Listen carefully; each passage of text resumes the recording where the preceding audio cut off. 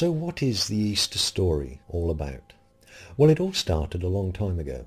No, that's not right. A long time ago is pretty subjective. A long time ago for you might be when Nelson Mandela was released from Robben Island, or when the Beatles broke up, or Wellington defeated Napoleon, or the Roman Empire collapsed, or the Egyptian pyramids were built. But none of them is long ago in the biblical scale of things. In the biblical scale, there is no long ago, there is only forever. God has existed forever. Not 1,000,000 years, 1,000,000,000 years, 1,000,000,000,000 years, not even a Googleplex years. These timescales are simply drops in the ocean to God. He has been around forever and will be around forever. And you can join him forever if you do as he says. He is God, at least a common representation of God. He's a wise old man. Not really, of course. He has always looked exactly like that. His grey hair has always been grey. He didn't have to grow a beard. He has always had a beard. Those wrinkles of wisdom have eternally been just as they appear here.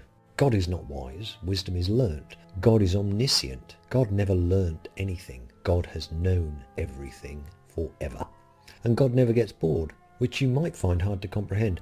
He has nothing to look forward to because he knows everything that was, is, and will be, and he cannot be surprised by anything for exactly that same reason. Now, having existed for an eternity, God decided to construct hell. Well, obviously he didn't decide to, because that would require a change of mind, which is a change of state, and God is unchanging. So God had always known that after an infinite amount of time, he would create a place of eternal torture as his first creation that we know of. It's not for us to question why he created hell first. He just did. He is and always has been an all-loving God. Though what he had to love for eternity when nothing existed but him is not easy to understand. Himself, perhaps? Anyway, sometime after creating hell, we don't know how long, but when considering forever, it doesn't matter whether it was 1,000,000,000 trillion years or half a nanosecond. And time only exists within our universe, whilst heaven and hell exist outside our universe. So when is a meaningless concept here. But whilst time has no meaning to God, and when has no meaning, after apparently does, because God still creates things in temporal order. So after God created hell, he created angels, because having existed forever, unchanging and perfect, incapable of being bored, incapable of being surprised, he decided, well obviously again he didn't decide, he had always known, that after an infinite amount of time he would create hell and then angels, though he had no requirement for either, because he was complete. Now the angels didn't like him. Though he is perfect and all-loving and all-powerful and all-just, and though heaven is a more perfect place than we are capable of imagining, the angels, which he had created, did not like it, just as, we must assume, he knew they would not. Despite knowing God was omnipotent and that they would face certain and unending pain, suffering and torment if they went against his word, the angels apparently preferred this to spending another second in God's presence. And though God knew their every thought and deed, they somehow managed to conspire against him and to challenge him, as he knew they would. God gave them a chance. He explained the consequences of their actions.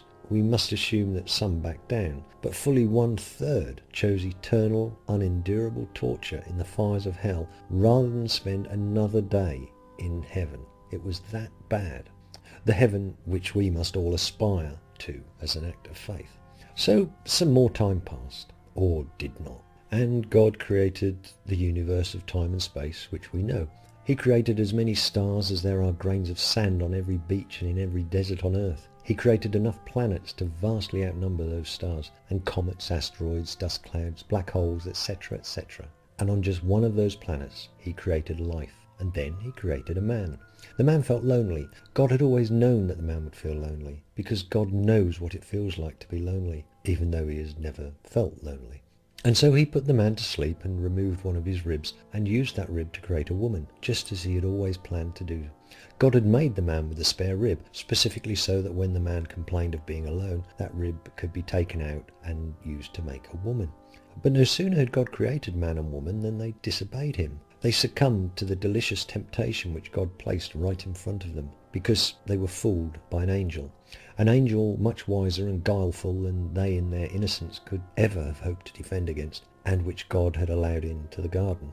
So in the garden God had created, by the angel God had created, with the fruit God had created, the man and woman God had created, with the minds that God had created, were tempted just as God had known they would be. And for this sin of disobedience, which God had always known they would commit, they were punished, banished, and their generations damned in perpetuity.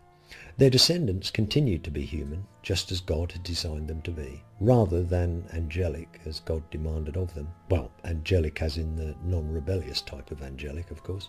And so, shortly after, all time is shortly after when measured against eternity, God destroyed all life on the earth for the sins of mankind, because human nature was mankind's fault and not God's.